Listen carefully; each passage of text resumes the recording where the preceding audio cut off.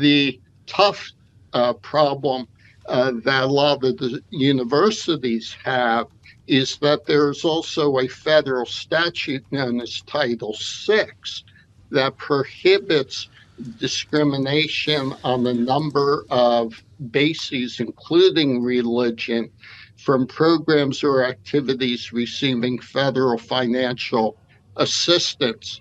So they may have statutory duties that are separate and apart from First Amendment responsibilities. Also, we should note that the three schools who spoke at Congress yesterday, Penn, Harvard, and MIT, are all private universities, and the First Amendment doesn't apply. Well, that's where I want to get to with you here, because I appreciate the point that you're making, Professor, and I apologize for interrupting. You could probably kick me out of your class for that. But look, these are presidents of private universities talking about their code of conduct, right? Their code of ethics here in a congressional hearing. Why seek nuance in that case? Why not give them a yes or no? This is what people think is wrong with these universities. Well, because the terms that were being bandied about don't have definitions that everybody understands the same way. I've had debates with people as to what genocide means, and there are a lot of people who attach definitions different than the UN definition of genocide. We heard Representative Stefanik or others use the term hate speech, but what does that mean?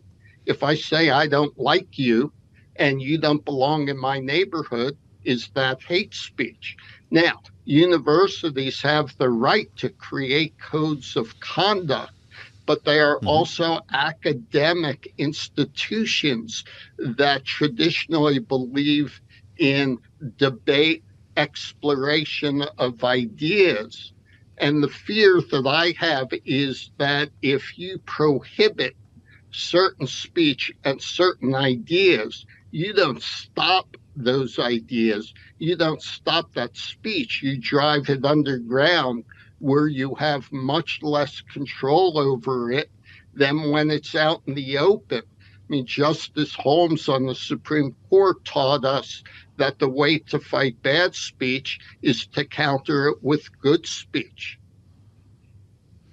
So, Professor, if I'm understanding you correctly, when you're actually looking at the legal matters here, the difficulty in assigning specific definitions to a lot of this language, you actually think that these college presidents are approaching this in the right way, at least from a legal standpoint. You don't see much wrong here.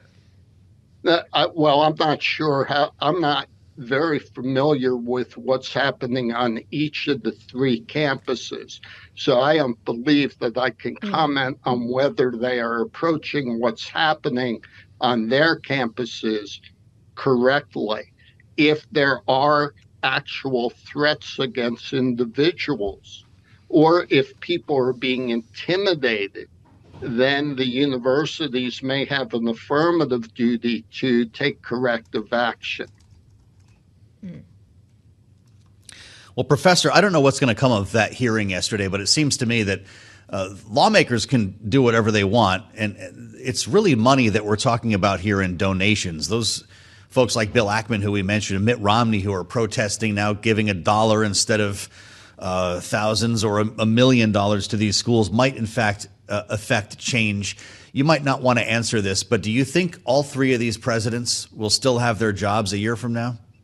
I don't. It's not a question of whether I want to answer. I don't know what the answer is, but I do believe that those who withhold donations because they're not happy with what's happening are exercising their First Amendment rights to express their displeasure with the way the university presidents have handled the situation. And that might be a productive means of effecting change.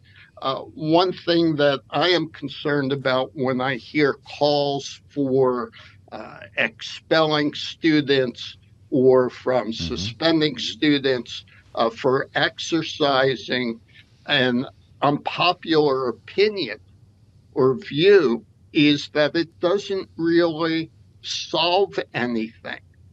what I believe the more appropriate way to respond would be for the universities to create teaching moments. And if someone has violated the code of conduct through speech or through participation in a demonstration where no one is really threatened, or where there is no incitement to imminent lawless action, it might be more productive to have a teaching moment with that student, to have the student study actual history, to write a paper on the issue of what was to be done by the world with the Jews after the Holocaust, who had no place to go without the threat of being killed, apart from their traditional historic home.